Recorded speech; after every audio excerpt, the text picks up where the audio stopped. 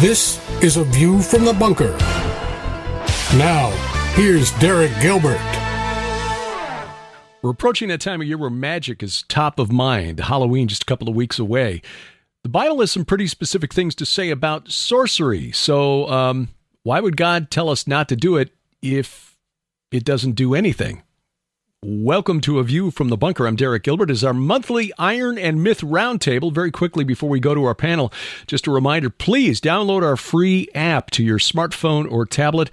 Also, we've got Roku and Apple TV versions. Why? Because it'll guarantee that we never get canceled. It is our app, the content hosted away from the gatekeepers of big tech. And not only does it get you all of our content, it's got additional features, a messaging feature, allowing you to interact with other like-minded believers, request prayer, very important in this day, and much, much more. You can find out more at our website, gilberthouse.org/app, available for iOS, Android, and Amazon Kindle Fire phones and tablets. Again, also Roku and Apple TV versions, and you'll find out more at the website, gilberthouse.org/app. Joining us this month, as always, our regular roundtable for this Iron and Myth series. We're coming up on 2 years of this now. And I've got to say, this is my favorite series of conversations because it's iron sharpening iron. Best-selling author, award-winning screenwriter, author of the provocative new novel, Cruel Logic, showing that worldview ideas do have consequences. Brian Godawa, the pastor of the Reformed Baptist Church of Northern Colorado in Boulder and an accomplished author in his own right, author of the 10th anniversary revised and expanded edition of Giants, Sons of the Gods, the man who gets credit for discovering the serpent mound of Bashan, and the man we like to call our friendly neighborhood PhD, the director of the Institute of Biblical Anthropology, author of Interview with the Giant, Ethno-Historical Notes on the Nephilim, historian and archaeologist Dr. Judd Burton. Well, fellows, welcome. This is probably timely since this program is going to go out just a couple of weeks before Halloween. It's a time of year where we're thinking about the supernatural and wizardry and witchcraft. Witches will soon be walking the streets carrying little bags looking for Halloween handouts and treats and so forth. But what do we really know about magic and sorcery? I mean, I was raised in a family that I think, like a lot of churchgoers, we were just taught, well, there's no such thing as magic. Yeah, you can mess around with the occult, but it's just bad. Even being raised in a church-going family, one of our favorite activities, we go up to visit best friends. My mom's best friend, and I was growing up with a kid. Her son was just about my age. Was to go over there and pull out the Ouija board. So, we didn't think anything of it. Well, it's not really real. Let's just pretend. But Doug, we'll start with you as the pastor. I mean, God has some pretty specific things to say about magic, sorcery, and so on. So, what do we make of that? Isn't it funny that I think I kind of grew up the way you did?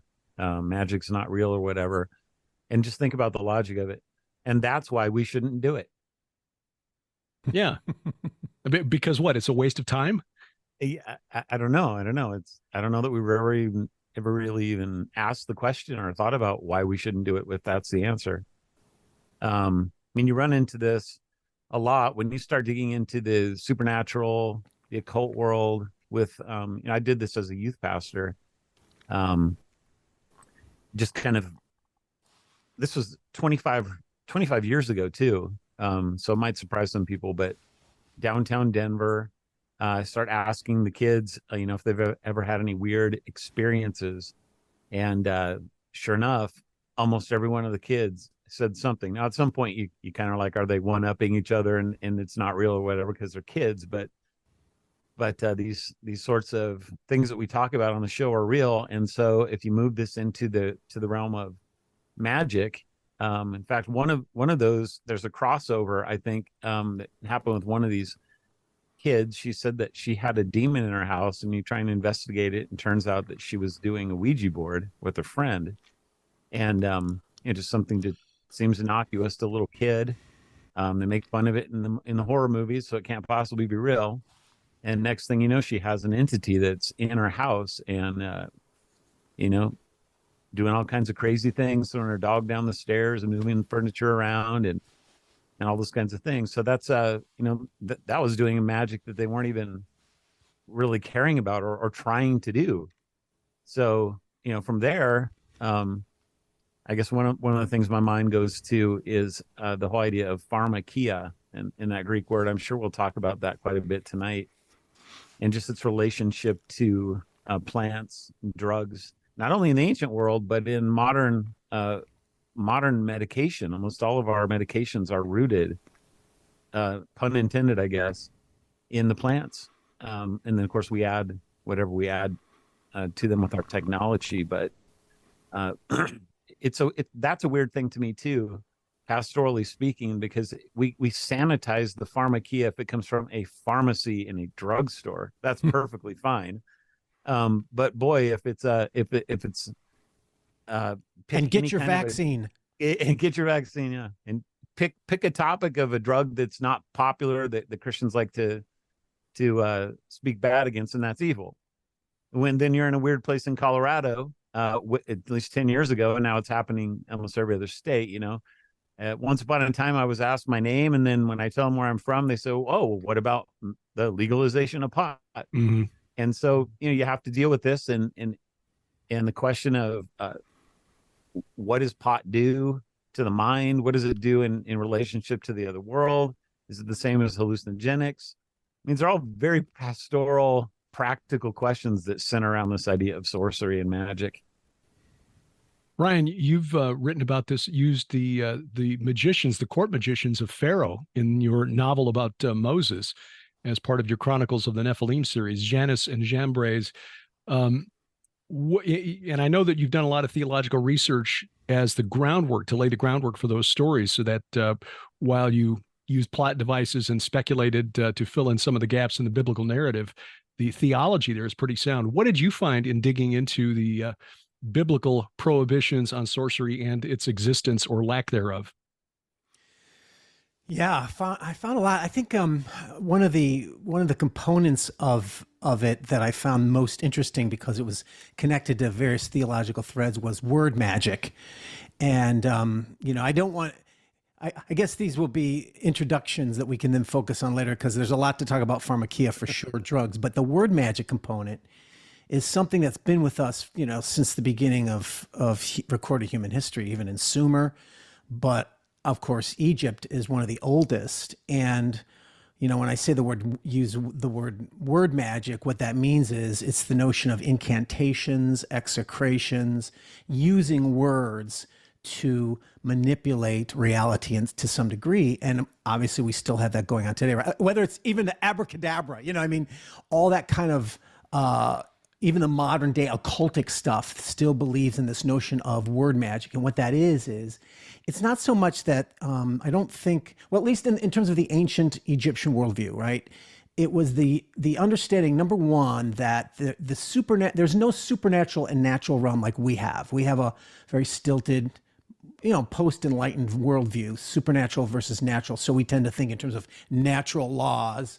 And then there's supernatural, which is something, whereas the ancient world didn't have those distinctions. And so their understanding was using words appropriately or properly actually allows you to access what is part of the natural world to them. I mean, it encompassed everything, which included both the regularity of what they saw in nature as well as the gods. And one of the interesting elements of that was that, where to begin? You mentioned Janus and Jambres. I'll just focus on the word magic right now, because that was a really interesting thing. So, and it's not just that there's this magical, if I say abracadabra, it works. What they're doing is their words are connecting with the reality of the world system that they believe in. But they also did include, it wasn't just the words alone, they would include rituals, whether they would have the pit or various other, depending on what they're doing, right? So for example, one example is the execration text, which we've referenced a lot on this podcast, which is really interesting. And so if they wanted to curse someone, and curses, that's another one that's actually biblical as well, right? In fact, there are curses in the Bible, and we found examples of Jews writing curses as well. So curses is part of that word magic understanding of reality. And, so they would write the names of people that they wanted to curse on pottery, right? Whether, and it could be like armies, and when they're going into battle, or it could just be a person you hated that you wanted to take down or something. And then you would engage in either destroying the pottery or burying it or burning it or smashing it, right? And then that's the execration. Then that becomes the curse upon that person that's on the pottery. And it's interesting because if you read, there's a lot of Egyptianisms in Exodus. And if you read the Song of the Sea, which is, what is that? Exodus 15, I think it is. The way that the song is elicited, there are references to these execration activities, like, God crushed them, God burned them. Wait a minute, I thought the Red Sea drowned them, right? But he's using the burn, the crushing, and the burying, the terminology, in other words. So there's a lot of terminology that is in Exodus where it's not. I wouldn't argue that it's the Bible engaging in word magic. I would say that it's a way that Yahweh is, you could say mocking, or at least it's a polemic against them, right? But one of the most interesting things about that was, we all know the passage where Moses is talking to Yahweh, and Yahweh tells him he's going to go there, and he goes, and Moses is really intimidated, and he goes, I'm slow of words. I'm not a man of words. I'm slow of mouth and all this.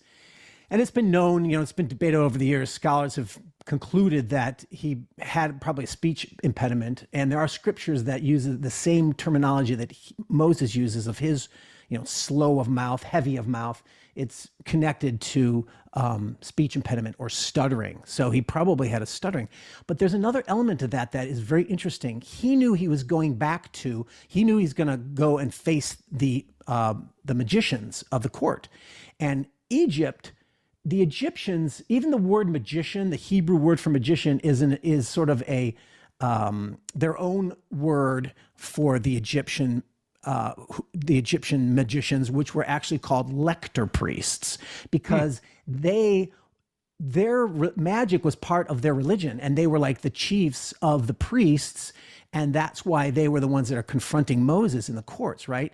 And so, but Moses knows he's going to go back, and he's very educated in the system, and he knows he's going to face these guys who engage in this word magic.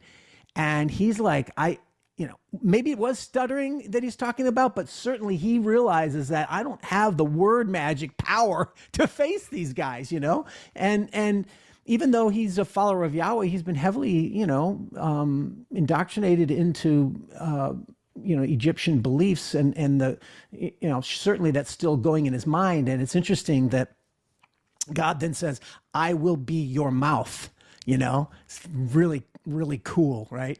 So when he does the whole snake thing and stuff, and that's a whole nother, discussion we could talk about, but I just find that very fascinating. Again, God is saying, look, I'm going to use a man who does not have the power of the word, because my power goes beyond whatever powers you think you have in that realm, right? My power goes beyond it. I'm going to use a stutterer who can't speak well to overcome your magic.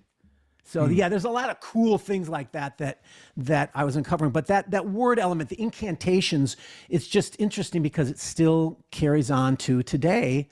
And that's where it's rooted in the notion that language is wrapped up with reality, which is also a very modern. I mean, we've always believed that in the ancient world as well as today, language has power over reality. This is why the modern left, they believe it creates reality. In a way, the modern left is engaging in word magic, because that's why they're changing the words and making the words fit their worldview, because they don't believe there's a reality other than what we can create with our own wills and through language. So in a very real sense, magic has an element to it that goes beyond just the occult into the whole worldview, I would argue, of the modern left today. And sadly, this has worked its way somewhat into the Christian church here in the West as well. I just did a program about a month ago with John Clash on his book on the word, not word of faith, but the Oh, law of attraction, which is in a sense the word of Part of faith it. belief. Judd, this practice goes back to ancient Sumer. This idea that you can invoke certain deities from the spirit realm to assist you in the natural realm. How prominent was this in the world around the ancient Israelites? Prominent enough so that you see it reflected not just in ancient Israelite culture, but all over, uh, really all over the globe. Uh, the reason that I'm taking it that direction is because I've recently been listening to re-listening to James Frazier's The Golden Bough, the classic book on comparative mythology and religion. Um, as Brian, as you were talking, it made me think about some of the themes that are covered. And although that work is a little dated now, what it did was sort of set the pace for looking at uh, the occurrence of or recurrence of ritual themes, magical themes, and various practices of magicians and sorcerers and witches around the world. Um, and I like what Brian said about in the ancient world, this distinction between the natural and the supernatural was not so much at play uh, as much as it is, let's say, post Enlightenment, where we've sort of intellectually compartmentalized everything. There's an anthropologist named Branislaw Malinowski who wrote a collection of essays called Magic, Science, and Religion, which he looks at these concepts about sort of using modern pre-literate, pre-industrial, people's living in kind of Stone Age lifestyle as a laboratory study of this sort of thing. But that he found that was very much the case in societies like take your pick, the Kung Bushmen or the Australian Aborigines or the Trobriand Islanders in the South Pacific. They didn't compartmentalize those two things. They were all part of the same corpus, the natural world and the supernatural world. And that's sort of the milieu that these magical specialists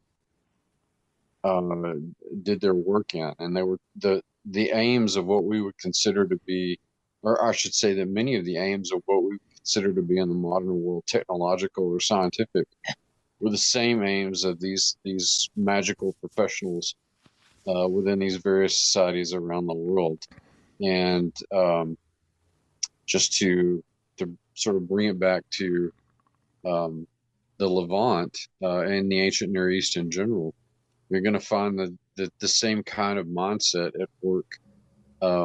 Even though we're sort of turning the page between prehistory and early civilization, that mindset is still very much there. That doesn't necessarily separate the natural and the supernatural, the mythological and the historical, all these clear dividing lines that we have for our various areas of study today. You'll find that that's very true in ancient Canaan as well. The thing that again I keep coming back to is why would God tell Moses to tell the Israelites not to engage in any of this? Why was say Manasseh, for example, the grandson of Hezekiah, or was Manasseh the son or the grandson of Hezekiah? I forget. Anyway, he was singled out for not only sacrificing his children in the fire, but also practicing sorcery. Why would God prohibit this? I guess the bottom line is, does it actually work? Can you actually summon power from the unseen realm using these dark arts? Judd, you want to take a stab at that? Sure. Or, oh, go ahead. Brian, I was just going to jump in with the Egyptian thing. I think it's a good place to start again. So we have the plagues, right? And everyone knows that the lector priests, I'll call them magicians, but the magicians countered the first few plagues that Moses brought, the blood of the River Nile.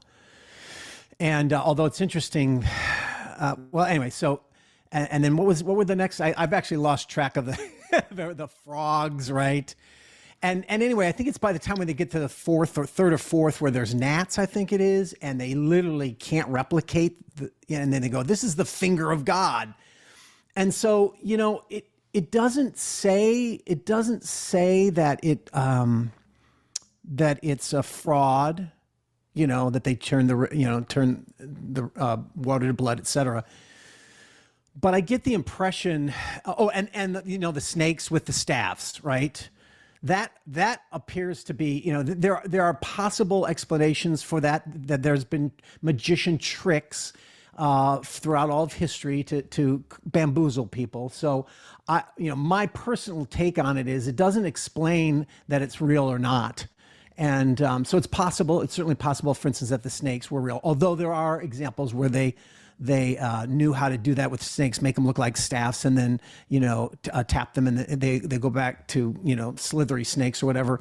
But the interesting thing about that particular case is God actually. So Moses does his staff, then they do their staffs, right? And then Moses' snakes eat the magicians; they swallow them, and that, of course, is showing God's superior power.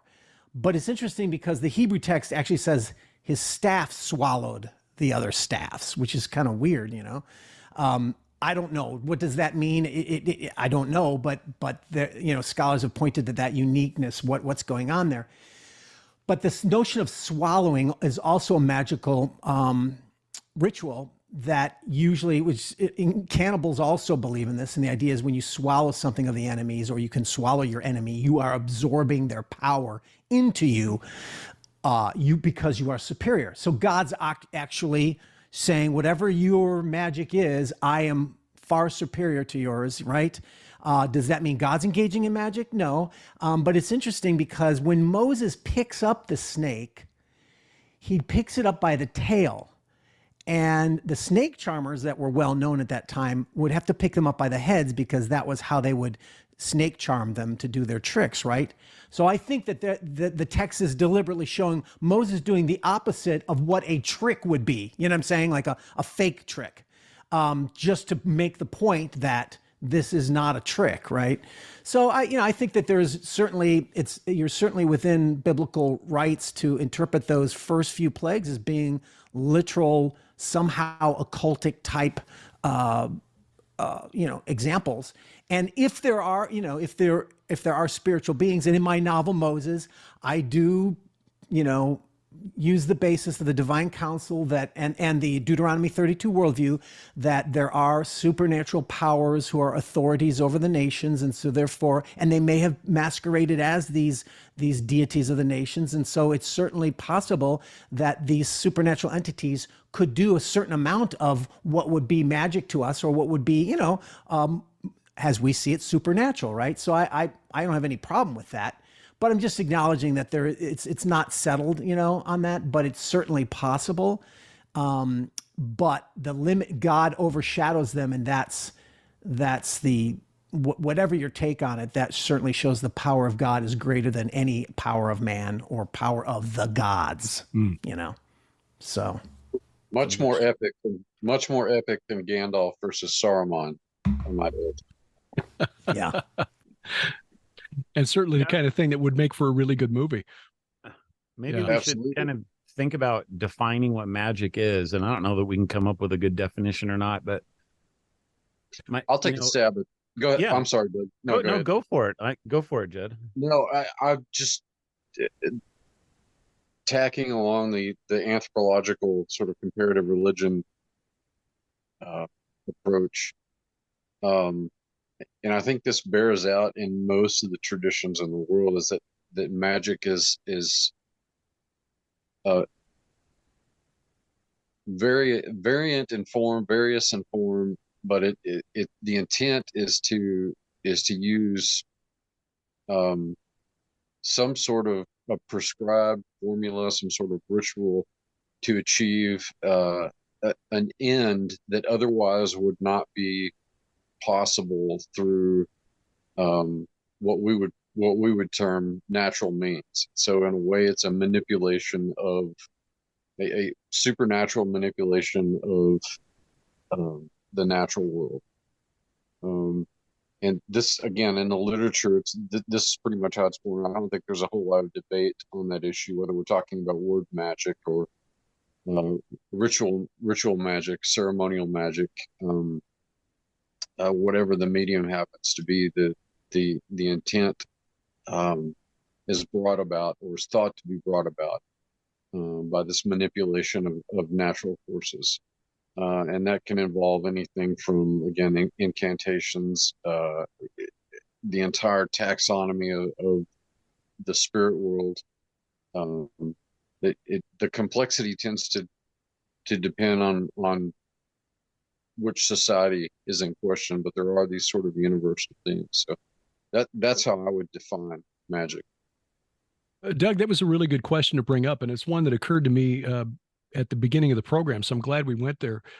Years ago, we interviewed, Sharon and me, a fellow from the West Coast. I believe he was still living in Washington State, named David Duncan, who was in San Francisco during the Summer of Love in 1967, and was working at a communal cafe or something where people would come in and pay whatever they felt like, and then at night, everybody would sit around and listen to poetry readings and smoke pot or whatever. And he was telling us that one night a guru whose name escapes me at the moment, he was fairly well known back in the 70s, manifested something. And David thought for sure that this was a fallen angel of some sort.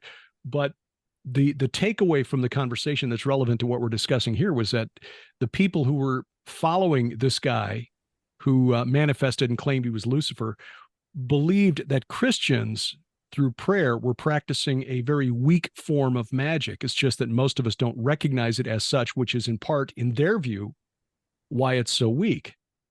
So when we get into discussions like, again, the law of attraction that I discussed with John Clash about a month ago, how do we draw that distinction between prayer and praying to try to manipulate God to get what we want, which I think would be the definition. For me, that would be the definition of the supernatural, trying to manipulate something in the unseen realm to get what I want.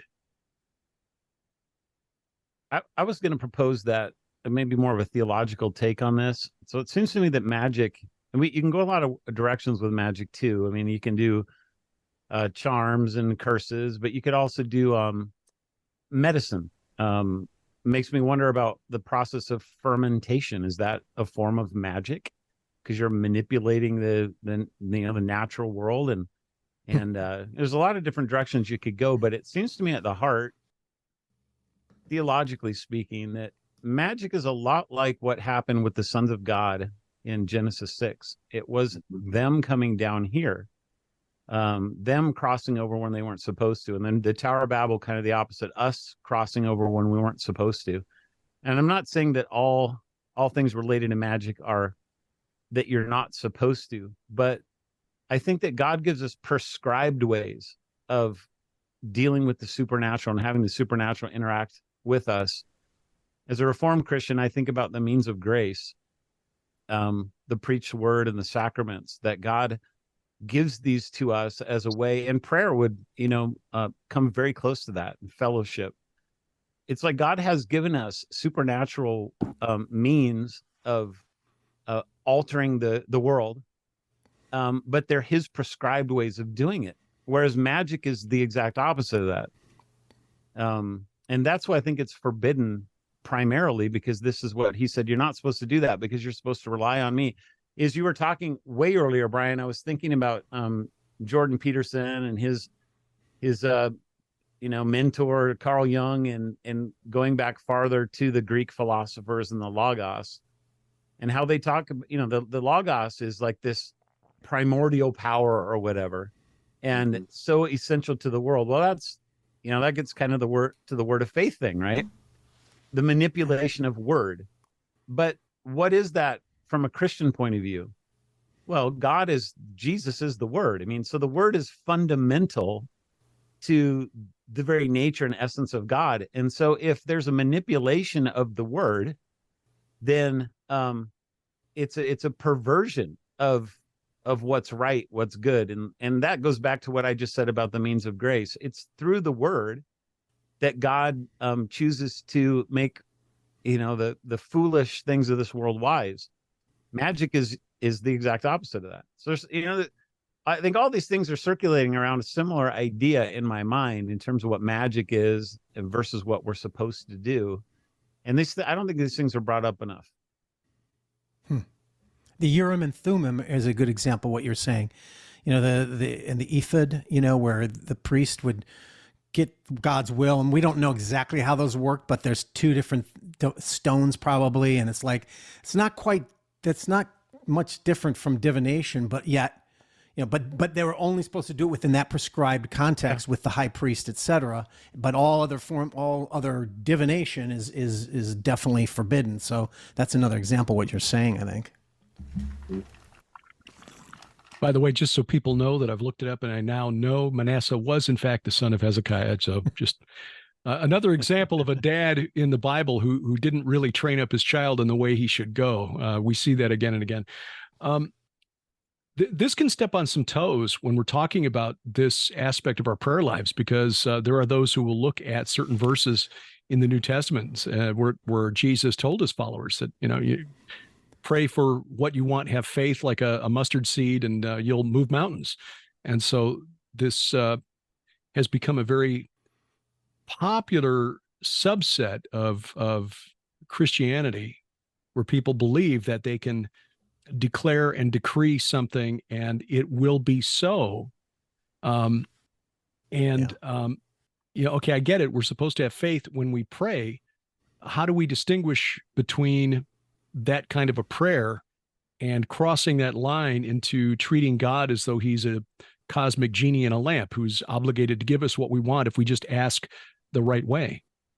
Well, I think you just said it, Derek. It's treating God as a genie, not as the divine creator of the universe.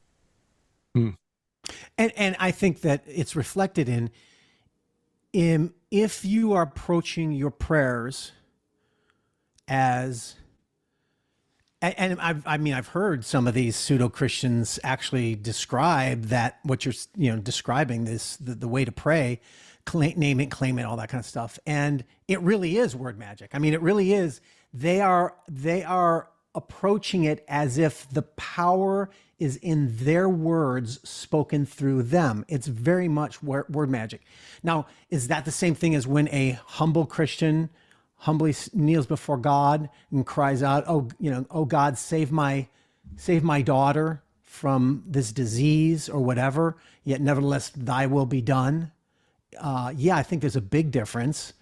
Yeah, I think that is the difference. It's when you are thinking that, in other words, I think it's a kind of a self-deification. When you're thinking that because my proclamation through my words is the power that's achieving the results, it's getting God to do whatever. That is no different than the Egyptian who believed that if I spoke the right words and did the right ritual, I bind the gods. And then binding is something that's a part of this incantational, worldview, right? And so if that's how you're thinking, you really are thinking blasphemously, I would argue. At what point does it turn over and become that? I don't know, but certainly you should look at your heart and ask yourself that, Well, again, binding is covenantal language. And that kind of goes right back to what I just said, that in fact, the word in German to bunden is the word to bind, and that's the word for a covenant. So it goes back to what I just said with God, that biblical covenant is a covenant that God comes to us and makes with us. This is going the opposite direction. It's almost like you have two kinds of word magic. One is a little w word, and one is a capital W word, the Logos. One is God actually doing something because he is the Logos, and he's given you permission and a means through which to access him. And the other one is you trying to manipulate him because it's your word, like you just said, Brian. It's like they're very close to each other. What we're doing right now is we're engaging in a kind of word magic because we're trying to alter the people's perception and reality and lives and minds and thinking. And Well, guess what? It actually works. yeah, We're not trying to do it to the end of, what we're talking about with word magic, like you just said. yeah, it's clearly that end of it is clearly foundational in human language in general. It was one of the things that I talked about in the War of the Words paper that I did a couple of years ago. That there's a cultural engineering going. I mean, you call it that. You could probably also call it magic. You could call it magical engineering that's going on with the very things that we use to communicate, a corruption, if you will, of what God gave us in terms of the way that we interact and communicate with one another. And just in those words that we use for ruler and king, being related to something like, Rava or Rephaim, in that particular study. But to further illustrate the point, and I think we've all talked about this in this particular discussion, but there was an interesting meme that came across my Facebook feed the other day about what most people thought witchcraft looks like, and it had the guys in the black robes and the candles and on the ritualized setting, and that sort of thing, of course, does take place. We know that. But the other panel was what witchcraft really looks like, and it was all of the control of language that we associate with the left and the mainstream media feed and all of that. And so that very manipulation of communication, is disturbingly foundational. Orwell had it right back in the 1940s. War is peace, love is hate, et cetera, et cetera. Exactly. Yeah. And sort of built into language now is this almost Hegelian, mechanism that creates the solution, creates the resolution, and then it's just this non-ending, and whoever's controlling that stream of words, which we might dub word magic, all you have to do is turn on the news or look around or just interact in society today, and you can see the results of it. Watch a White House press conference. Yeah, exactly. Here's something I want you guys to think about. I'll try not to get it too political, although I think we probably all agree on where I stand basically on this. So I'll try and keep it as general as I can. But I've long wondered about like the technologies that we use, even what we're using right now, and the metaphysics of it, not the physics of it, but the metaphysics of it. Like, what are we engaging in here? And it seems to me at the end of the day, I think that this technology is somehow connected to the supernatural realm. I don't know that I can say that I know how it is, but I think it is. There's light here. There's electricity. The metaphysics of it are just bizarre. And when I look at what's happened to the world over the last 3 years, and it seems to me that it's almost like a kind of spell casting has gone on. People are in like a sleep, a slumber. They're almost like a zombification, an inability to think about things. But how has it come to them? Well, it hasn't come primarily through face-to-face physical interaction. It has come through the manipulation of these technologies and the suppression of these technologies, and all the things that we know that have been going on with the search engines and the social media and all that kind of stuff. But it seems to me that it's just a different kind of spell casting, a different kind of magic. But it still has the same end to it, a cursing of the world or a hypnotizing of people's minds. But they're doing it through this technology that it's like, what even is this stuff in the first place? Could this have happened in a culture where these kind of technologies didn't exist? I don't know the answer to it, but I suspect maybe the answer is not like it has. Not as easily anyway. Yeah, this is actually a theme I'm exploring in the novel I'm working on right now, which will use the metaverse, or the idea of the metaverse, as a way to spread this sort of spiritual sickness that we're seeing growing across the Western world here. I mean, we look at chaos on the streets, and I believe chaos is a spiritual force. And it is certainly encouraged and facilitated by these little boxes of light and magic that the story out of Philadelphia last weekend, where people were traveling in caravans from one retail center to another, from Center City out to Port Richmond, out to the Northeast, and looting stores. And they were coordinating their activities through social media. Sadly, for one young TikTok influencer or Instagram influencer, she found out that the Philadelphia Police Department were following, were followers of her feed, and so she got arrested. But it's the kind of thing that while we've seen, torch and pitchfork mobs in the past, these can happen a lot faster these days through this technology.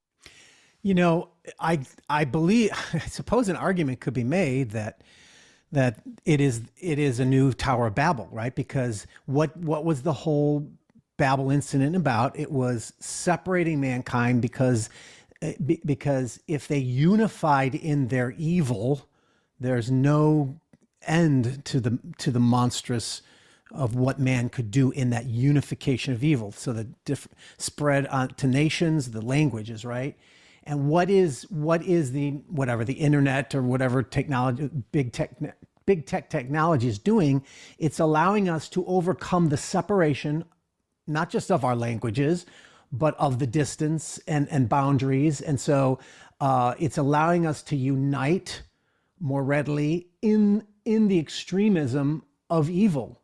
And that's why the polarity is so extreme in our culture, where, just political differences of what were even just, well, let's be safe. 10 years ago, the political differences were, arguments and debates. And now it's, you're a Nazi. And so you must be destroyed, and your whole life must be destroyed. You must be canceled. You know what I'm saying? Like how did that get to that point? And I think it's the unification of evil, which is a kind of a deification of man, right? So I could see all these elements being accomplished. Does that mean technology itself is evil? Should we become Luddites? Is it the Tower of Babel, literally, and that it's evil for us to engage in this? I don't believe so. Because I believe I believe that technology is actually man's God-given command to have dominion over nature. It's through, right? So, but when evil man gets in, when evil humankind gets a hold of it, they build the Tower of Babel. Mm-hmm. So, but it's, it's where do you come down on that? I don't. And here's the other question: where does this all come from? Judd, you did excavation work and you did your dissertation on Banyas, the grotto of Pan there at the base of Mount Hermon, which was, according to the book of First Enoch, where the Watchers descended. And according to First Enoch, you've got Shemaiah, who taught humanity sorcery and spells, but then later in First Enoch chapter 9, Azazel or Azazel is blamed for all of that. What responsibility do these fallen members of the unseen realm bear for this kind of word magic, sorcery, root cutting, fortune telling, witchcraft, sorcery? Well, I think they bear a lot of the responsibility for the introduction of these concepts. I've said on any number of occasions, and all of us here agree, I'm sure, that what the Watchers taught was this combination of the occult and practical sciences.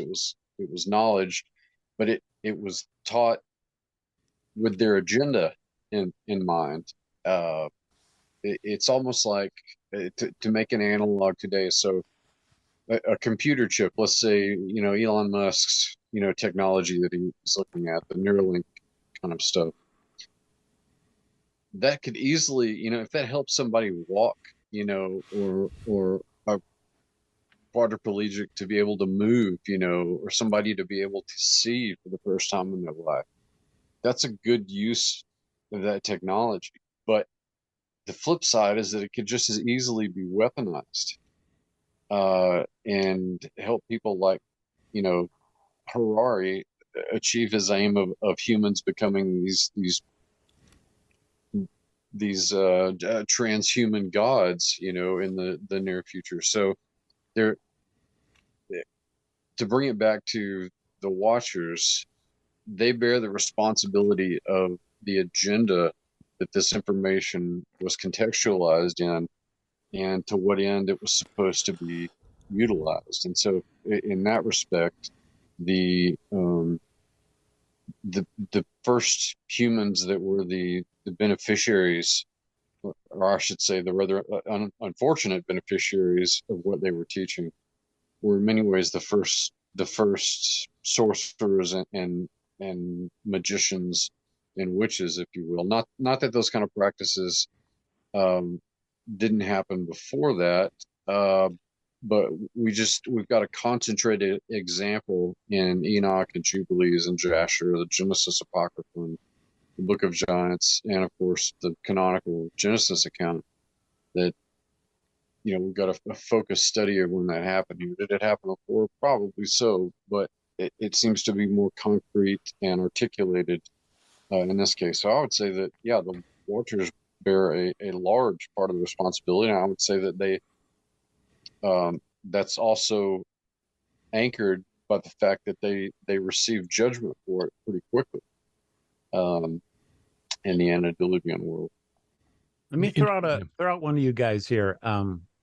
So it's related to what you brought up. I'm glad you brought up Enoch. Most people go to the Enoch 7 and 8 chapters and the making of swords and teaching us warfare. And I think there it has especially the cutting of roots and the making of medicine and this kind of stuff. The chapter that most people don't go to is First Enoch 69.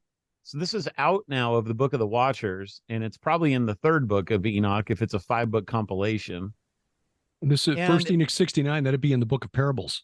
Yeah, okay, for Book of Parables. So First Enoch 69, and it gives us another long list of these. And my question to you guys is, before I read it, is it so cut and dry that when we read these, we're to think as the reader that, oh, the Watchers taught us these things, therefore they're all evil? Because that's kind of how I take it. Like, okay, well, they taught us swords and warfare, so it must have been an evil thing that they did. And by the way, makeup too. And makeup too. Yeah, I know. I know that's the thing. It's like you read it and you go, was that really that bad? And then my mind goes, well, okay, well, Jezebel, she's the only one really talked about makeup, so it's got to be bad.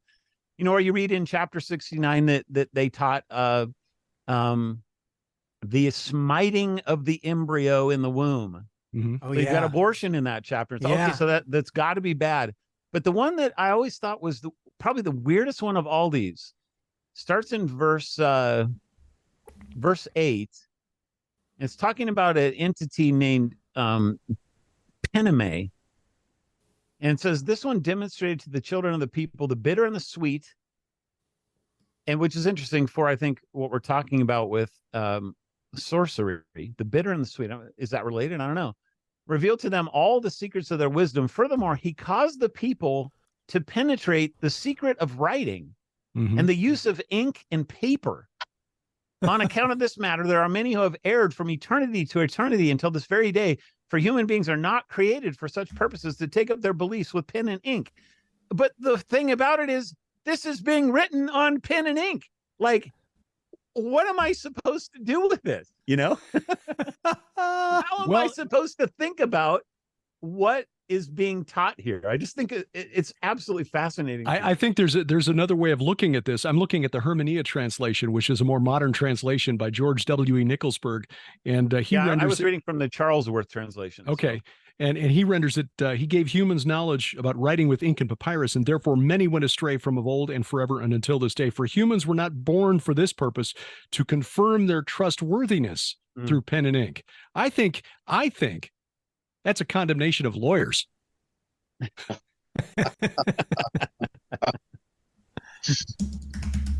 Because certainly can't be talking about writers, because all of us are, published authors. So certainly we're okay. Well, actually, this is a common aspect in the ancient world because writing was reserved exclusively for the upper classes, the scribal classes, et cetera, for many centuries, millennia. And so there is this underlying, and the Greeks also had this,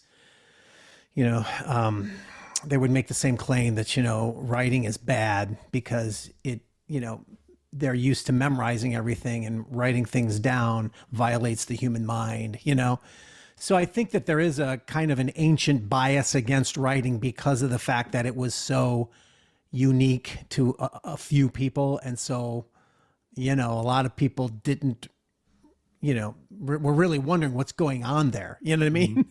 So, and fortunately, because Enoch isn't scripture, we can critique it on that basis. Oh, that's just part of the bias of the ancient mindset. But. Given the political situation that was going on in Judea when this was written, this was probably written in the last quarter of the 1st century BC. This part of the book of First Enoch, when Judea had been through. You had a civil war, essentially. Alexander Jannaeus, who was a Sadducee, and the Pharisees tried to bring down the Greek king of the Seleucids, Demetrius, and they fought near Shechem and won, but then Demetrius turned around and went back because his father died and he had to fight to keep his throne. So Jannaeus crucified a bunch of Pharisees who left Jerusalem and moved up north to live around the Essenes, who were writing this part of the book of First Enoch. And then the Parthians came in and took over and put their puppet on the throne. And then the Romans came in and put their puppet on the throne. And it was, there was a lot of stuff going on. So for the average people in Judea back in that period, especially after the Romans took over, things got really tough. So kings, landlords, the class who would have had control of the temple, but also had control of the land, were not well liked in that period when this was being written. And it was because of that and their belief that the earth had been so corrupted by the fallen realm. And this was a fundamental difference between the Essenes and the Pharisees and Sadducees. The Essenes believed the earth had been so corrupted by the sin of the Watchers, the reason for the book of First Enoch being written down in the first place, that only direct intervention by God himself through the Son of Man would fix things, whereas the Pharisees and the Sadducees, the temple elite, believed, no, we've got this. As long as we keep performing the rituals and following the law, everything will be fine.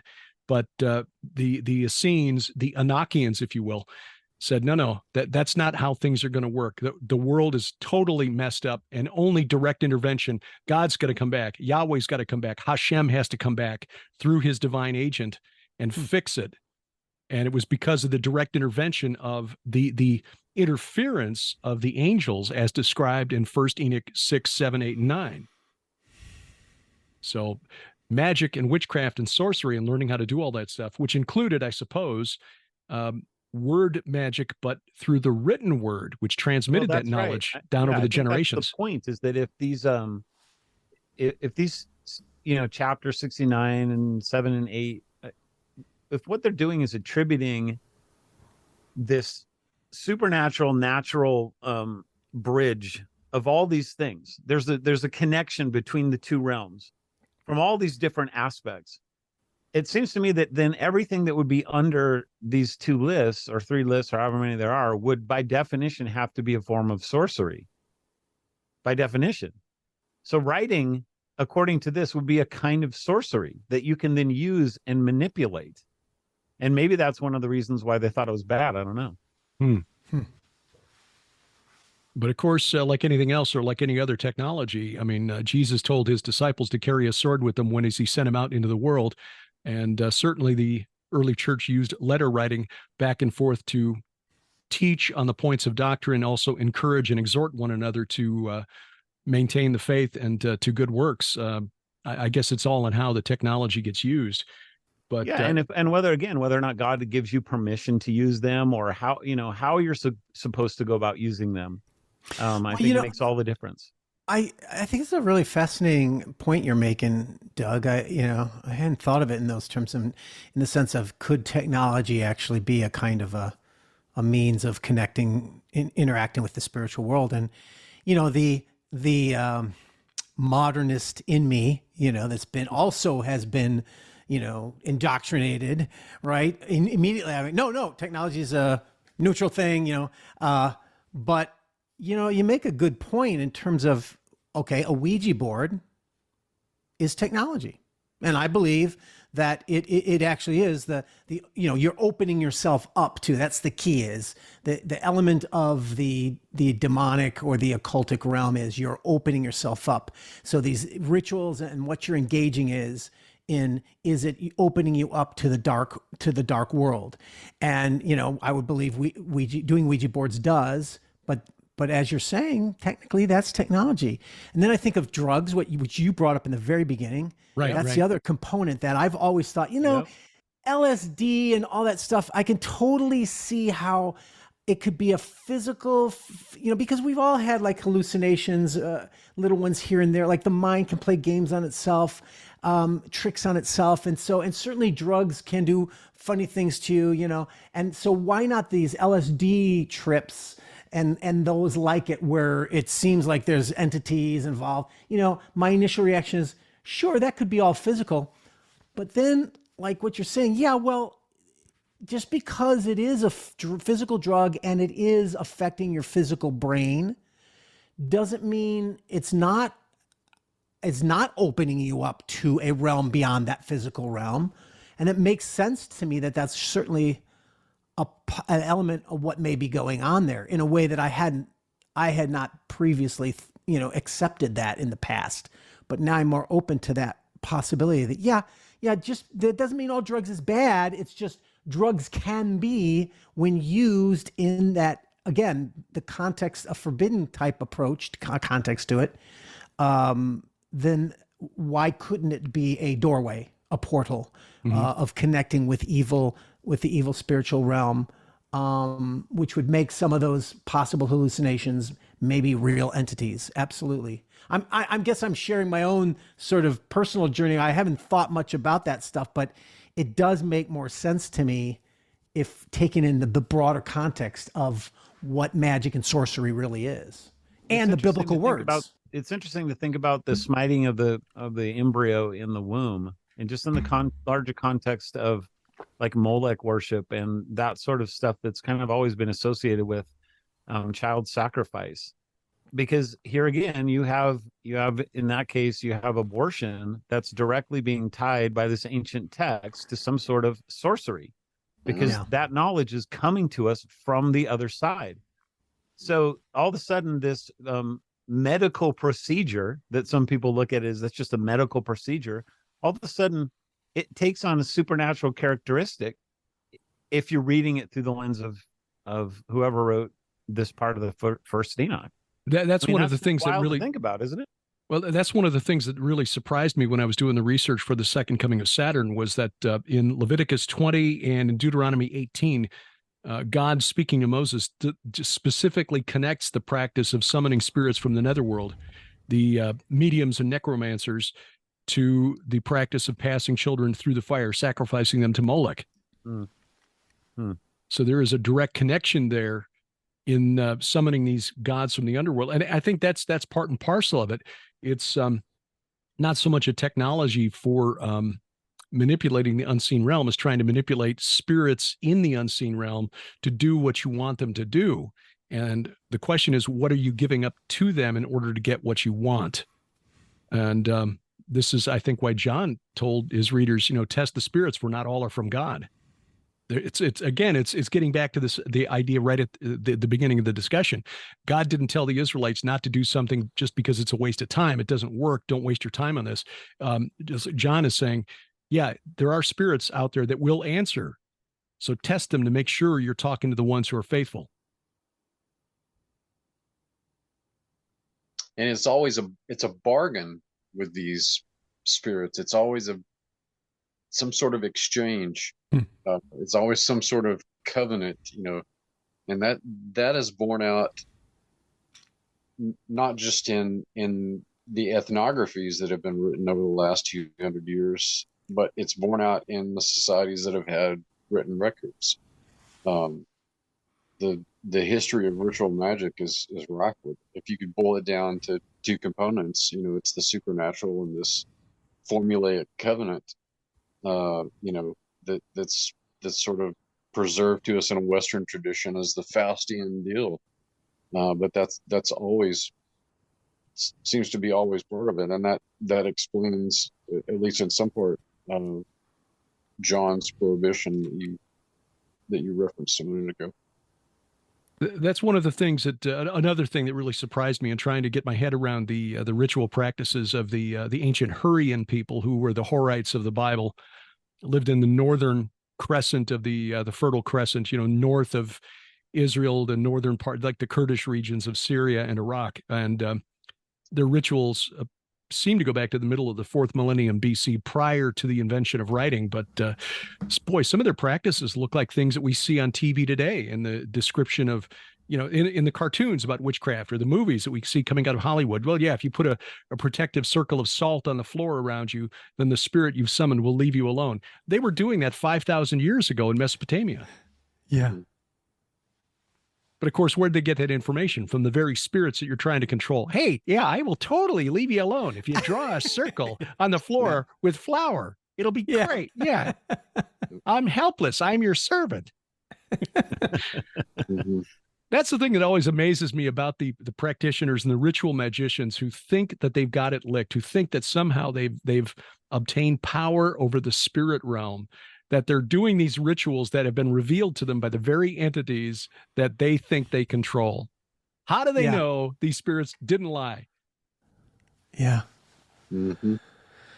Well, I think the bottom line is that we go back to Leviticus and Deuteronomy and just follow the Lord's prohibition and John's wise counsel.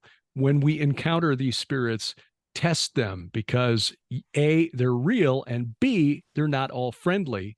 And yes, some of the trips that are being taken now, both physically and virtually through DMT or ayahuasca or other drugs to open oneself up to the spirit realm, is the very definition of pharmakia. Dr. Rick Strassman's experiments with DMT, where he had volunteers who were seeing the same thing at the same time.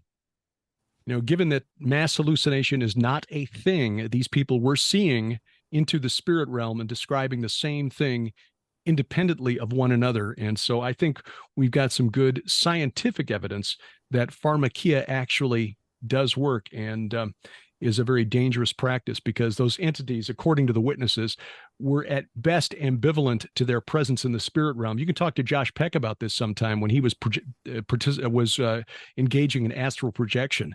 The entities that he encountered were not happy that he was intruding on their turf. Pastor Doug Van Dorn, Brian Godawa, Dr. Judd Burton, fascinating as always, and as always, just a scratch on the surface of a very deep topic. Thanks for your time, and we'll do this again next month. Links in the show notes to all of their websites where you can follow the work of Judd, Brian, and Doug. And please take advantage of the content that they are putting out there. Doug's sermons are all out there online. Brian offers a lot of free content at his website related to his many writings. Judd Burton as well, all over social media. He is a go-to guest for some of these things, and he'll be back in just a couple of weeks for our annual, and this will be the 10th in a row, actually, our annual Halloween episode, so don't miss that. Again, an honor to call these men friends. Coming up, I will give you, I couldn't pick, it's the two absolute worst takes of the week from pundits on the Israel-Hamas war.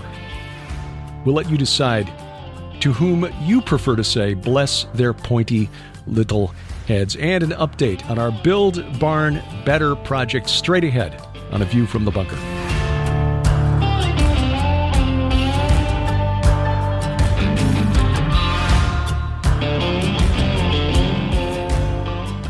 Hi, everybody. Believe it or not, this is October, and that means you get a brand new GHTV special offer. We're approaching Halloween, the time of year when the world around us is focused on ghosts and goblins and devils and demons. But they're real. They're real, and we'd like to give you good information about those entities with our October special. First, our book Veneration, where we analyze the ancient cult of the Nephilim, the origin of demons exposed in this book. Vicki Joy Anderson's important book, They Only Come Out at Night, about night terrors and sleep paralysis. You need this book at home for your kids and grandkids. Trust me, it is a great book. And 7 hours of audio interviews with the late Dr. Michael Heiser about the nature of the unseen realm. Oh, this is a collector's disc. It really is. Altogether, these 3 items purchased separately worth $65 during the month of October, just $35 plus shipping and handling. Take advantage of this because this is good, solid, scholarly information, especially the content from Dr. Heiser. It is, and particularly this month, you want to be armed with the truth when your family asks, what about witches? What about wizards? What about these things at Halloween? What do we do with this? It's a time to teach. Absolutely. Take advantage of our October special offer.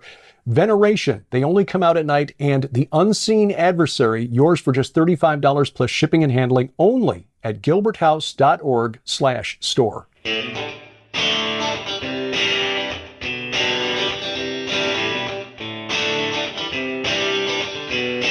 Talking the walk every Sunday night from the beautiful Missouri Ozarks. This is A View from the Bunker. I'm Derek Gilbert. You'll find us online at VFTB.net. Subscribe to the podcast there. Got links on all the various podcatchers that will allow you to do it. If you're watching on YouTube, God bless you. Subscribe, share, and then, as I said at the top of the program, please download our free app. Get the Roku version if you want to throw the video up to your TV as easily as possible. But if you've got a relatively recent smart TV, the mobile app will let you do it with Chromecast, Google's Chromecast, or Apple's AirPlay.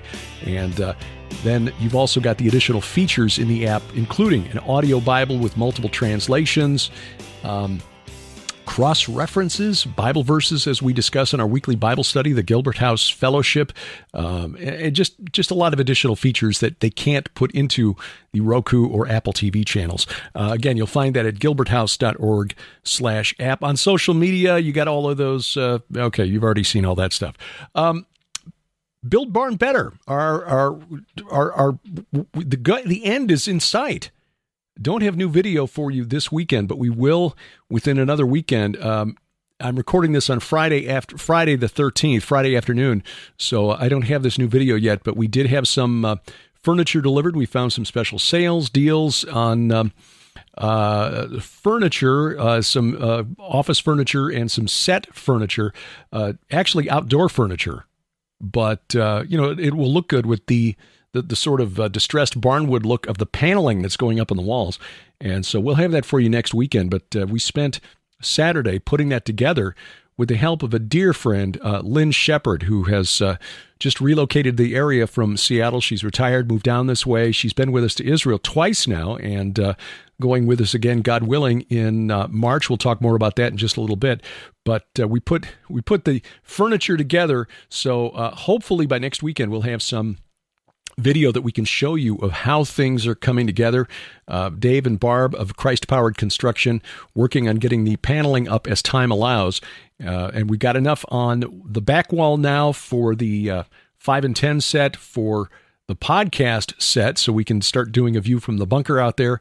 And Unraveling Revelation will soon be coming to you from the barn as well. Once we get lighting set, that will probably actually be the trickiest part of this whole thing. But you can find out more at gilberthouse.org/donate.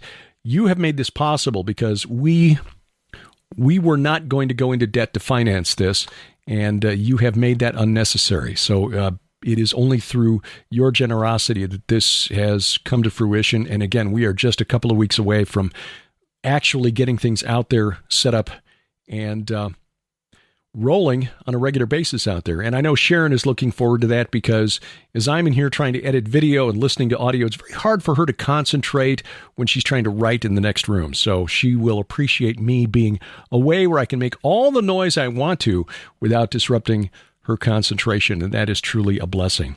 Well, of course, there are many things happening this weekend. I have not talked to this point in the program about Tom Horn because his situation has been day to day. If you're not familiar with it, as of this recording on Friday afternoon, and bear in mind that by the time you see this on Sunday night, things may have changed.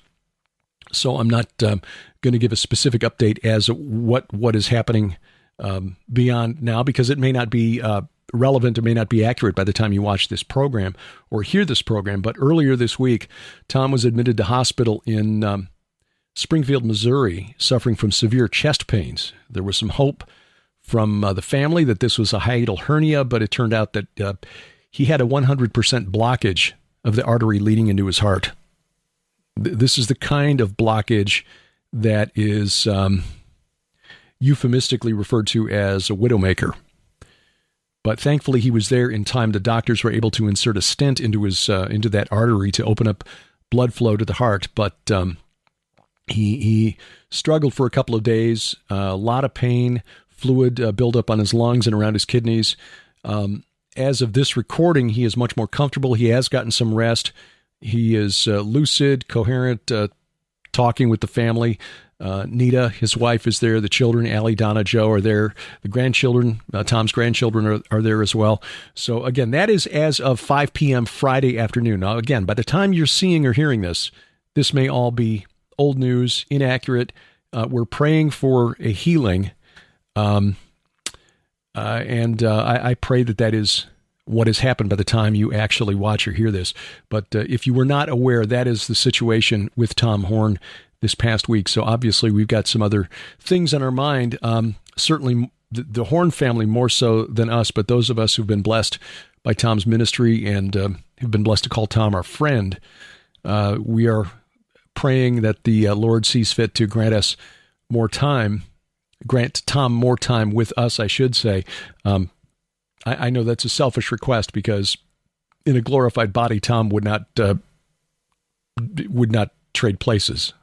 But I know for the sake of his wife, his children, his grandchildren, and those who are blessed by the work at Whispering Ponies Ranch, I'm sure he would opt for more time in this mortal frame, in spite of the pain and imperfections of this biological shell that surrounds our spirits. So that is what's going on with Tom. And of course, we've also got the situation in Iran. As you know by now, Hamas invaded Israel last Saturday morning, sneak attack. There are questions that are being asked now about what happened, how this could possibly happen. The Israeli intelligence services and security services, Mossad, Shin Bet, the IDF, how is it possible that they were taken so completely off guard? Based on what we've been able to piece together from open source intel, meaning corporate news sources, and trying to find the chunks of truth in the stew of lies, it appears that Hamas, aware of the technological superiority of the Israelis, used very low-tech means to communicate and thus kept their plans secret until the very last minute.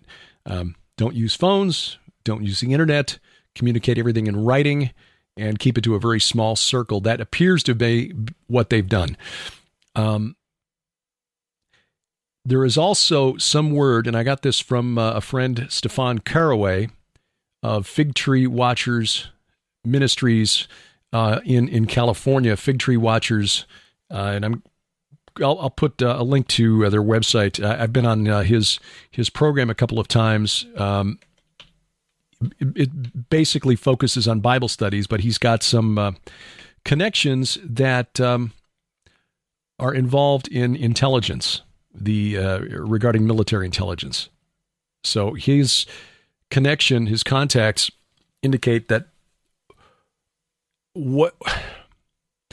as with any strength in war, any strategic advantage can also be turned into a disadvantage if the enemy is smart enough.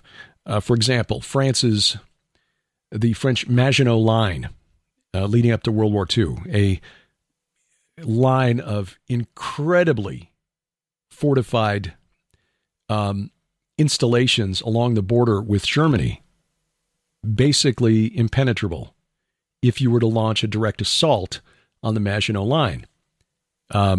Heavily, reinforced concrete bunkers with artillery and machine gun ports and so forth, impenetrable. The French were confident the Maginot Line will always hold. The Germans will never be able to invade. So the Germans didn't. They went through Belgium. The disadvantage of a heavily fortified position is that it's not mobile.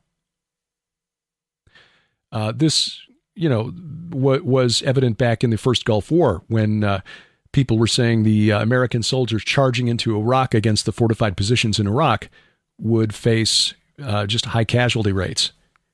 And I was thinking to myself, surely General Norman Schwarzkopf has studied enough military history to know you're not going to charge right at the fortified positions. And of course, that's exactly, I mean, he knew what he was doing. And the American invasion went around the fortified positions instead of straight at them. So what Hamas appears to have done is taken advantage of Israel's increasing dependence on automated and computer-controlled monitoring systems, surveillance systems along the border between Gaza and the Negev. And they disabled through computer hacking, but also through striking, using drones to strike cell towers and observation posts. So cameras and sensors were disabled very quickly, which blinded the Israeli military to the front end loaders and bulldozers approaching the border fence to breach the fence. Now, you would think, okay, wait a minute. When the sensors went offline, why didn't IDF respond to that? Again, that's a question that will have to be answered by the Israelis in the weeks and months ahead. I don't see this being of any benefit to Benjamin Netanyahu. His political career may be over because of this. Looking back at what happened in 1973 after the Yom Kippur War, Golda Meir and General Moshe Dayan, who'd basically been legend in Israel after the miraculous war, Six-Day War, 1967. After 1973, their political careers were finished. The Israelis will not forget, and this may be, sadly, Benjamin Netanyahu's legacy as the longest-serving prime minister of Israel, but the prime minister on whose watch the worst military defeat in Israel's, the worst terrorist attack in Israel's history took place. So I just don't see any benefit to Netanyahu here. There may be fifth column elements inside Israel that helped perpetuate this, help facilitate this. I don't know. I don't have any information to that effect. According to Stefan Caraway, the information about the intelligence from the intelligence contact appears to check out. And this just shows an over-reliance on artificial intelligence and computer-operated and controlled high-tech surveillance systems. Yes, they have a strength in that they're very vigilant. They never sleep. They, don't need coffee breaks or to go to the bathroom. They can't be bribed or bought off. They can, however, be hacked, and the sensors they need for input can also be disabled through relatively low-tech means. Consumer drone with an explosive mounted to it, or some such thing. That is the inherent weakness in a tactical strength. The use of AI and these automated surveillance systems along the border.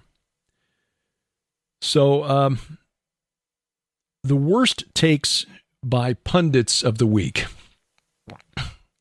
There have been a number of things this week and that have just really set me off, and I don't want to get angry, so I'm not going to go there. But these are just two that show that you don't necessarily need to be exceptionally bright to be a nationally syndicated columnist or host a nationally syndicated television program. Again, it's not to set myself up as smarter than them or anything like that. I just try not to say stuff that I don't know to be a fact. Anyway, or that I can't at least corroborate with some kind of evidence, whether that evidence turns out to be accurate or inaccurate.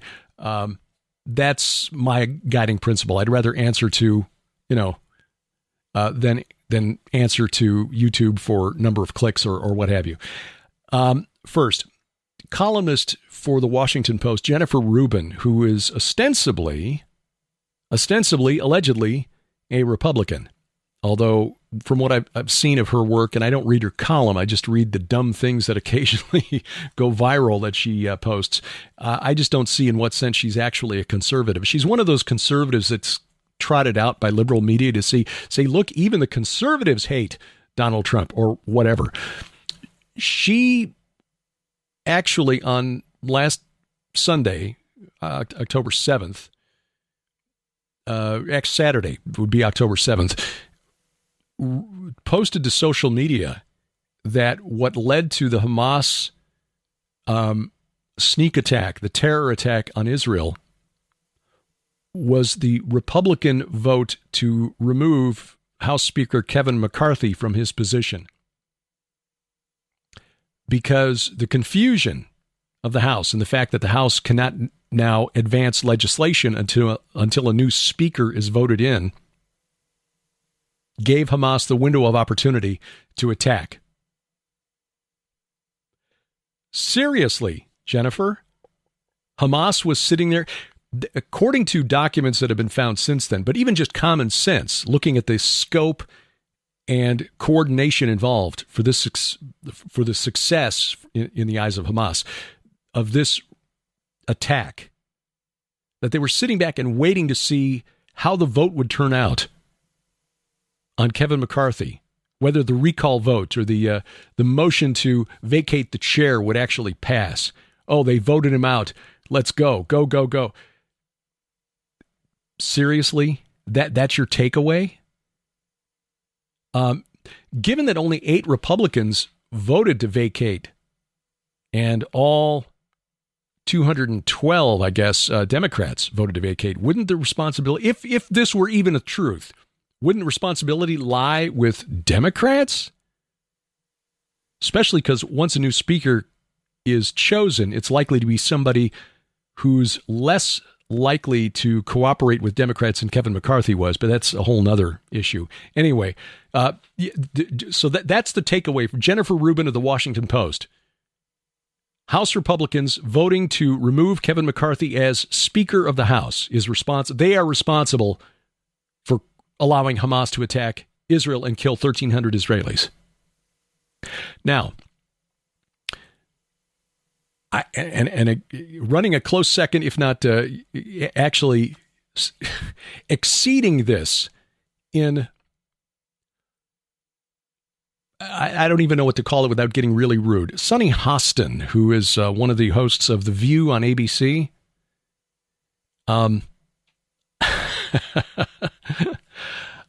actually said that what Hamas did reminded her of other terrorist organizations because, you know, they are a terror organization, just like the Proud Boys here in the United States. Now, the Proud Boys, kind of a nationalist group, conservative, a couple of their leaders actually sentenced to rather lengthy prison terms for their roles in the protests at the Capitol on January 6th of 2021. If you might remember, the only fatalities in that event were of protesters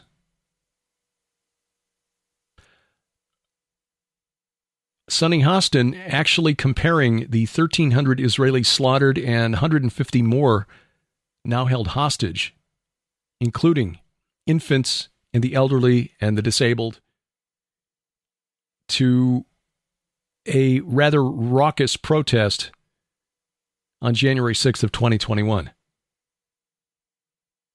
I'm not sure what level of lack of self-awareness is required to actually make a statement like that, for that to even cross one's mind, much less making that statement on a nationally syndicated television broadcast. Well, you know, all you can do is just roll your eyes and say, bless their pointy little heads. Going to North Dakota in just a couple of weeks. I will be up there the final weekend of the month, October 27th and 28th. This is for a small gathering called the Pitchfork and Hoe Gathering at the Eagles Club in Valley City, North Dakota. I'm looking forward to this because my mother is from North Dakota, and I have not seen that state in 45 years. And this week, I finally remembered to bring the schedule of events. I'll be speaking at 7 p.m. on Friday the 27th and Saturday the 28th, talking about giants in the Bible on Friday night, why they're important, not fringe. On Saturday night, demons, dragons, and devils. Since Halloween is just a few days ahead, or a few days away after that event, be talking about that there. But hope you can join us there for the event. Other events there, I mean, this is really a gathering of small farmers and homesteaders to just share best practices. Basically demonstrations and workshops on things like winter sowing, preserving food, link between seeds, gardens, self-sufficiency, and resilience. Kind of important in these times. Beginning bird watching, fermentation, raising kids, as in goats, not children, buying, selling, and marketing goats, cover rotation, things like that. Those are the other types of events that'll be there that weekend. Rather unique gathering. I'm really looking forward to it because this will be a bit different. And if you're in eastern North Dakota, northern South Dakota, western Minnesota, please consider joining us. It's the Pitchfork and Hoe Gathering, October 27th and 28th. And you can find out more at our website, gilberthouse.org. If you've got our app, look under the calendar for upcoming events, or go to the Pitchfork and Hoe Gathering page at Facebook. There is a Skywatch TV virtual conference coming up. It looks likely that this will be delayed just a little bit. We had originally set it for, I think November 10th was the start date. That's probably going to back up into December now, just with everything that's going on. So just keep your eyes open for more information from Skywatch TV at defenderconference.com. That's the website, defenderconference.com. Now, we are still planning on going to Israel next spring. We've had some questions, people asking us about whether, with all that's going on, we are still going to go to Israel. At this point, we've not even considered the possibility that we might not go. That's just not that we're foolhardy or anything. We just believe that the Lord is going to bring us to a conclusion soon enough and calm things down well enough that we will go and that we will be safe. We were there in 2018 when Hamas kicked up days of rage at the border because President Trump had moved the embassy. We were there on the 70th anniversary of Israel's independence, and the first day the signs went up in Jerusalem, U.S. Embassy this way. Truly a blessing. In fact, you can't see it here in my office, but I've got the Jerusalem Post, the full page from the newspaper that day. Promises made, promises kept. Thank you, Mr. President. And of course, Donald Trump with his trademark, thumbs up. So we are looking forward to that again, that experience again. That is returning to Israel, not being there while people are rioting. But we will keep an eye on the situation. And if that changes and we need to postpone, well, we had to do that between 2020 and 2023. So we're no strangers to having to reschedule, and we will adjust accordingly. But assuming all goes as planned, God willing, we'll be there March 31st through April 9th with Timothy Alberino as our special guest. And if you want to see the Holy Land and show the world that we have not been given a spirit of fear, I pray you think about joining us. You can find out more at gilbertsinisrael.com, gilbertsinisrael.com, and we will have a new tour video showing off what we saw in 2023 within the next few months. Working on that right now and looking forward to getting the new workstation set up out there in the barn to get that finished up as soon as possible. Thank you for taking time out of your schedule to watch or listen to this podcast, wherever that may be. Apple Podcasts, Google Podcast, Amazon Music, iHeartRadio, Spotify, Spreaker, Stitcher. It's not Stitcher anymore, it's Pandora, or wherever else you find us. And if you would, give us a like at our Facebook page.